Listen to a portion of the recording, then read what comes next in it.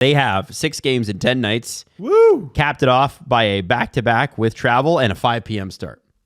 Let's go. Yeah, so we've got Monday, Wednesday, Friday this week, and then and obviously Saturday as well, Friday, Saturday, and then it's Tuesday, Thursday, Saturday, Sunday. I'm looking forward to guaranteed overtime on the 14th. 100%. And I mean, listen, the Sabres have looked better. That's who they're playing on their back-to-back with travel, so that sucks. But you're looking at the Leafs schedule, and they play 15 games in 31 days in December. Yeah, baby. Yeah, because they had most of November off. Yeah, they did. Like, okay, get back to work, Toronto. Like, I don't feel bad for the Leafs. Like, you had a week where you had 1 game in the middle of a season. Now the injuries actually start mattering. Yeah. Like, we were like, take your time off. It doesn't matter. And now McCabe's out, and I'm like, oh no. McCabe's precautionary, they said, but which is okay. And the Yanni Hakanpää IR is so fake because it's retroactive. Yeah, so that's today. He could be Retroactive. activated at any moment. Oh, really? It's retroactive to when he last played, so he would have spent enough time on IR to be activated again. So he's not going to play tonight, but the next time he wants to play, he can just play because he's already passed through the IR time. So it's like a roster thing. Yeah, it's literally a roster thing so they can bring up bodies. So it's kind of fake IR. You know what? And today they called up Marshall Rafai. They need to stop retroactive. No, this is Pritt masterclass. Is that no? I think that's the direction we need to go to. They'll never get rid of that because it doesn't make sense. Well, you can't because you may not have the opportunity. Like you might not know how long an injury is going to be, right? So retroactive IR. Also, if you're the Leafs and you sign somebody who's already injured, and you can make the argument that he probably shouldn't be playing any game, you can IR him anytime. Right, that's the joyful part. If Hakanpää is now too injured to be playing and needs to go on IR, then now is when the injury should start. No. It shouldn't start till the mythical point when we should have known when he should have been injured. So Hakanpää is an interesting case. So for most players, I think that's wrong. Like, you don't know how long an injury is going to take. With Hakanpää, like, I don't think he's injured. I think they're managing the thing he was initially recovering from. That's still they classify as injured. Right. Yeah. But it's like he did an NHL conditioning stint. And then they're like, nah, you're still hurt. They put him on IR. I don't understand what's happening there. And they're using the point at which they are in the schedule in the season to take advantage of that. Yes. You know, you had 1 game, you had the Vegas game, then you had a bunch of time off, and they're using that. It's November now, and if this was the playoffs, Hakanpää's probably in there. Oh, yeah. And it's Chicago, who is not good. It's Nashville, who is not good. And then the weekend comes, and you're like, oh, the Caps. Nuts. Yes, I left out the Penguins on purpose. There's no reason to risk McCabe. There's no reason to risk Hakanpää. There's no reason to risk anyone. But my new developing fixation, Philippe Myers is in the lineup, everybody. Ladies and gentlemen. I noticed you mentioned that on the LFR. Release Philippe. Release the Myers for his 2nd game of the season. Woo! Are you Frank excited? Corrado's going to be like, why couldn't it have worked so quickly? I know. Frank Corrado's like, whoa, they're playing the wheels off this guy. Steve said it once and it worked. What happened when I was sitting there? Times have changed. No more Peter Holland. No more Josh Levo. No more Frank Corrado. Philippe Myers in the lineup, baby. No idea who he's playing with. I don't think it matters. And I just want to say Third that pair. Yeah. I think that's pretty fair to say. Yeah. According to Luke Fox, Craig Berube gave a little bit of a post-skate press conference a few minutes ago. McCabe is day-to-day precautionary that he's sitting tonight, but Berube says he thinks he'll be fine. Max Domi is close, and they're going to reevaluate after a hard practice Tuesday. He was skating this morning with Max Pacioretty, who is not close, but Berube said it was good to see him skating, and Yanni Hakanpää is, quote, still managing the knee. Right, so I was right then.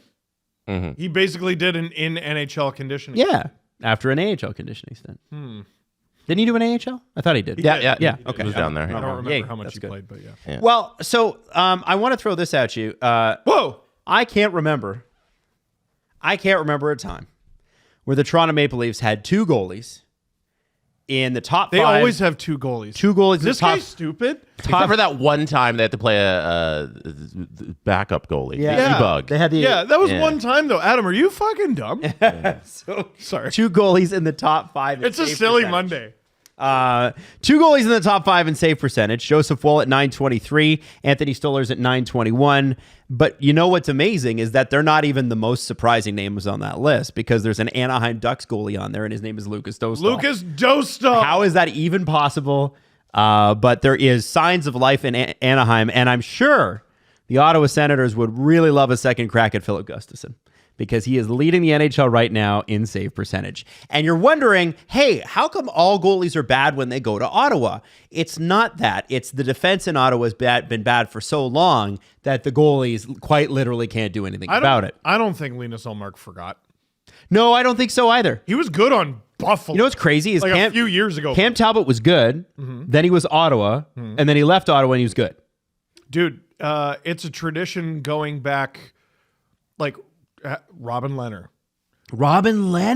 Ben Bishop. Yes. Like the only one who stayed who was good was Craig Anderson. I was about to say, we need to start the Craig Anderson Hall of Fame discussion, I think, because how was he so good there when so many guys for so many years were hot ass? Because they were never good at defense. Dude. And they're still not. They're really, really not. And I just... By the way, I don't believe what that report about Steve Stais isn't itching to make a trade. Come on. Isn't? No. Yeah, Yeah, I think LeBron had it in his column last week. He's like, yeah, I know he doesn't want to make any panic moves, can't trade your way out of it. I'm like, well, then well, you don't enjoy want the what you headline, have. like local rube desperate and rip-offable. Like, you don't want that out there, right? You want to... The Flames didn't mind last year. No, I'm just a cool guy. You're just chilling with your hands in your pocket. Yeah, I got you. Meanwhile, the world is on fire behind you, and you got a new owner. Like, why does my team suck? And you can't blame the previous guy now. No. Now it's you. So that's kind of cool.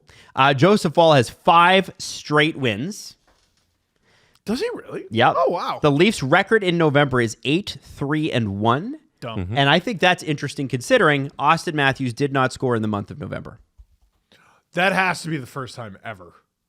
Well, since he's played here. Jesus. Sure. That's crazy. So How many months of his career has he gone scoreless? I got to say 0. I have to think, unless he was injured. Didn't he have a major injury a few years ago? Back injury, something like that? Where he played he had the shoulder when Trouba hit him that one time. Right. But I can't think maybe there's a couple Aprils. April's only 2 weeks. Wow. He hasn't been out long term really for a while. No, he's been good. No, but even in April, he would have scored. He's scored in every playoff series. Yeah. I'm counting true. regular season or playoffs in terms of he just didn't score a goal. How many people were clamoring, June!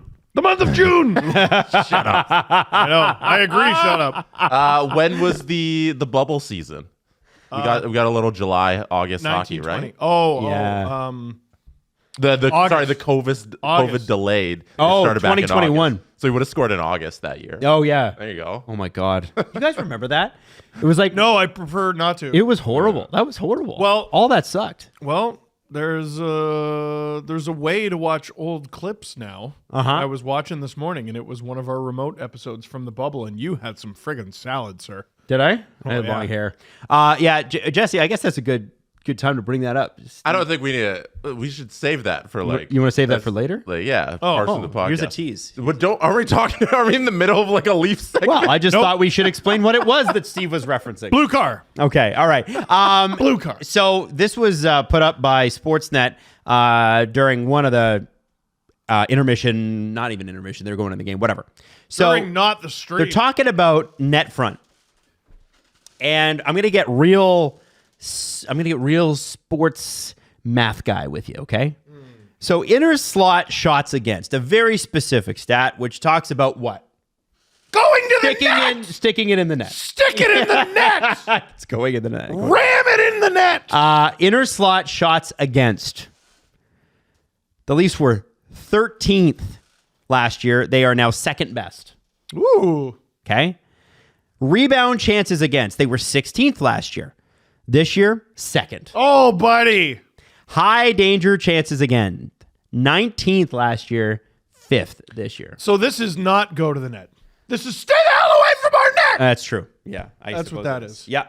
Got it. Stick it somewhere else other than near our net. What are they doing now? Sorry. It's honestly the thing that I'm convinced that like when Treliving took over, this is where the love affair with Timothy Liljegren fell apart because he didn't move people. Justin Hall didn't move people. He moves the puck. Yeah. That's his strength. But he didn't move the people. He didn't move the people. There's no longer anyone back there who's big for nothing. Listen, it's not like Hall was a terrible penalty killer. No. There's gotta be room. There's gotta be room. And if the puck goes into your corner, it needs to be a bad time. If the puck goes in front, or rather, if you're trying to post up in front, it needs to be a bad time. It's just been too often in recent years where it's been fine. Teams I can't help but notice. Is it that the Atlantic is so good? That's why the team who beats the Leafs in the playoffs always goes to the Stanley Cup final. Is it that, or it's because the Leafs can't crack an egg, and you come out of that playoff series fresh as a daisy, while the team that you're going up against in round 2 is just in a war against whoever the hell, the Bruins or the Lightning or one of the wild card teams fighting for their lives. Now the Leafs have a team that every year when I was like, yeah, hopefully they go deep in the playoffs or whatever, I had to talk myself into it. Listen, this year could easily end up like all the others, but this decor at least resembles one that you would see deep in the playoffs, right? Yeah, physical, but can move the puck. Assholes. Yeah. Assholes. They can. All the teams that go deep can move the puck. They're fine. Vegas, their identity, big, bruising, heavy, and all that. Dude, they got Shea Theodore back there, Alex Pietrangelo. Yeah, every team has guys that can move the puck. You got to be brutes back there. One of the linchpins of Colorado when they won the cup, they don't win the cup without Josh Manson.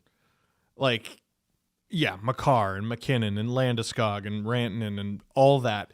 But Manson took on so much of the physical burden for that team that if they don't have him, I don't even think they go to round 3.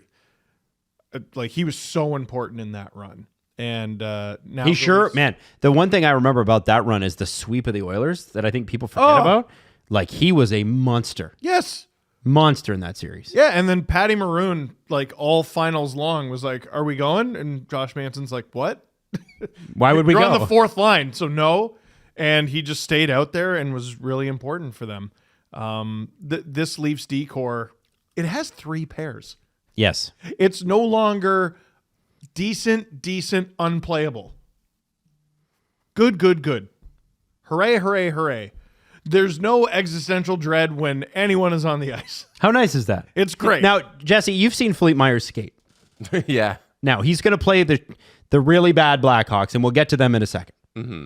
But what are your thoughts on his play style from what you've seen? And I know that's an unfair question. Yeah, there's not a lot I can take away from it. Last time I saw him on ice, I believe, was before the Utah game. Mm-hmm. I was down there at Scotia on that Sunday, and he was skating ahead of the team, ahead of an optional skate, which didn't have as many players out there. But there was nothing wrong with his game. He was up to speed. Nothing wrong with it. Should be fresh. Yeah, it should be good. Yeah. Played. So, I think he'll slot right in. He's a Brad Treliving guy. I got no worries about him fitting in the lineup. And he can move the puck, and he can skate, and he's an asshole. There's an 8-man rotation going into this defense and going into this 15-game and 31-day stretch. So, you're going to see Hakanpää. You probably needed to see Myers, whether or not McCabe was going to come out.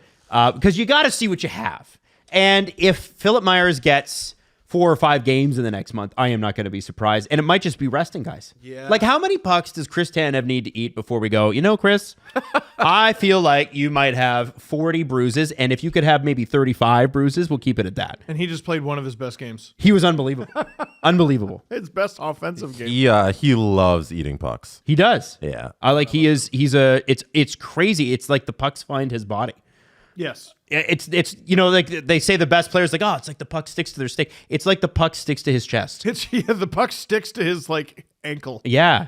It's unbelievable, that guy. God, And I I just, love him. you know, like, I know that guys want to play like a full 82 and it feels good and whatever, but I kind of like the fact that, you know, you've got an opportunity here where Hakanpää can go in and Tanev can come out and Riley's going to be okay, right?